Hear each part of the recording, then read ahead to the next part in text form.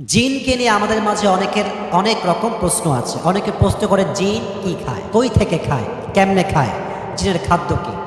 অনেকে প্রশ্ন করে জিন থাকে কোথায় এবং জিন মানুষকে অ্যাটাক করে কেমনে, জিনের প্রভাবটা আসলে কি, জিনের আবাসস্থল কোথায়, জিনের মূল প্রভাব এবং তাদের থাকার জায়গাটা আসলে কোথায়। বিভিন্ন প্রশ্ন অনেকে অনেক সময় করেন। আমরা জাস্ট প্রেসাইজলি আছে কিছু তথ্য শেয়ার করার ট্রাই করবো। সকলে বলেন ইনশাআল্লাহ। প্রথম কথা হচ্ছে, মুসলিম হিসেবে আপনাকে জিন বিশ্বাস করতে হবে। This is the part of your ইমান, এটা আপনার ইমানের অংশ। কারণ কোরআনুল কারীমে জিনের নামে একটা স্পেসিফিক সূরা, যুবক ভাইরা আছে না নাই? সূরাটার নাম হচ্ছে সূরাতুল জিন।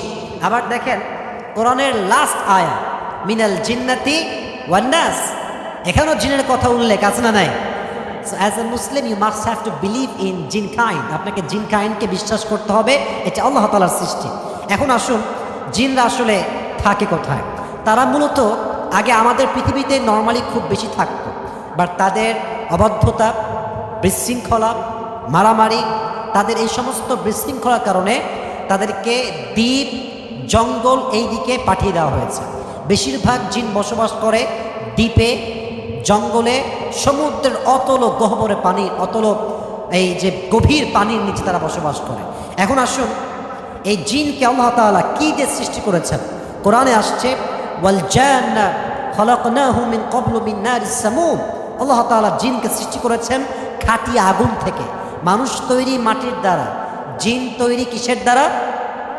আরে ভাই বলেন আপনার সবাই, মানুষ তৈরি মাটির দ্বারা, জিন তৈরি কিসের দ্বারা? আগুনের দ্বারা। আচ্ছা, একটা বিষয় আপনারা অনেকে জানেন হয়তো বা, আবার দেখা যাচ্ছে যে যারা আমরা পড়ি না, আমরা জানি না বিষয়টা, সেটা হচ্ছে এই জিনের উপরে কিন্তু নেকড়ে বাঘের প্রভাব আছে। নেকড়ে বাঘ যদি জিনের দিকে একবার চোখ মেলে তাকায়, জিন ওখান থেকে আর নড়তে পারে না। অনেক ওলামা একরাম তাদের কিতাবে এই কথা এনেছেন যে আল্লাহ তাআলা নেকড়ে বাঘকে এমন এক শক্তি দিয়েছেন, যখন নেকড়ে বাঘ জিনের দিকে তাকায়, জিন তখন আর নড়তে চড়তে পারে না। ইভেন নেকড়ে বাঘ তাকে তখনই সে মরতে চাইলে আক্রমণ করতে পারে, তাকে সে আঘাত করতে পারে। একটা ঘটনায় পড়েছিলাম এবং এটা প্রায় ওলামা একরাম তাদের কিতাবে নিয়ে আসছেন, এবং আমি কিন্তু এই ঘটনা প্রায় শুনেছি অনেকের কাছ থেকে, যে একজন মহিলা তাকে প্রায় জিনে ধরত, প্রায় জিনের সমস্যা করতো। তো একদিন সে জঙ্গলে গিয়েছে ছাগল চড়াবার জন্য।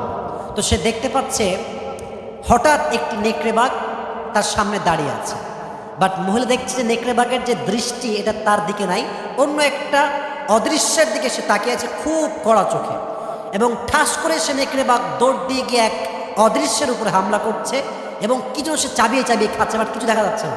তো মহিলা বললেন যে আমি যখন বাসার দিকে ব্যাক করছিলাম দেখলাম ঠিক ওই জায়গাতে কিছু হাড্ডি পড়ে আছে।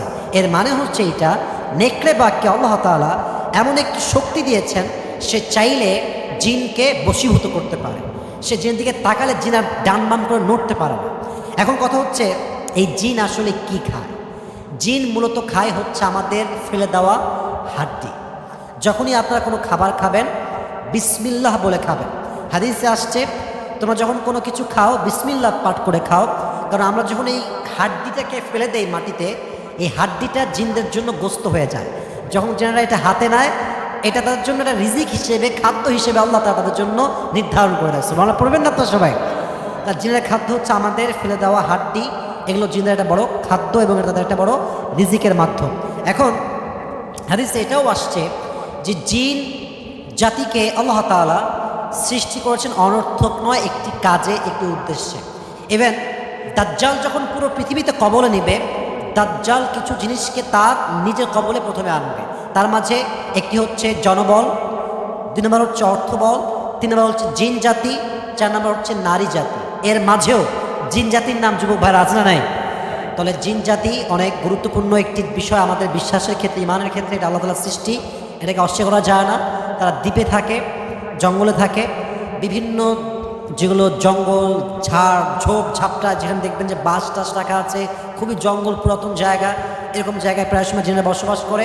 জিনদের খাবার হচ্ছে হাড্ডি, এজন্য এই জিনদের হাড্ডি খাবারকে আপনারা নষ্ট করবেন না, এখানে পেশাব করবেন না, এটা দিয়ে কুলুক করবেন না, অপবিত্র করবেন না। যখনই খাবার খাবেন বিসমিল্লাহ বলে খাবেন, এবং কখনো জিনদের খাবারে নষ্ট করার মতো কোনো কাজ করা যাবে না। আল্লাহ তাআলা আমাদের সবাইকে মানা, বোঝা এবং আমল করার তৌফিক দান করুন। সকলেই পড়া আমিন।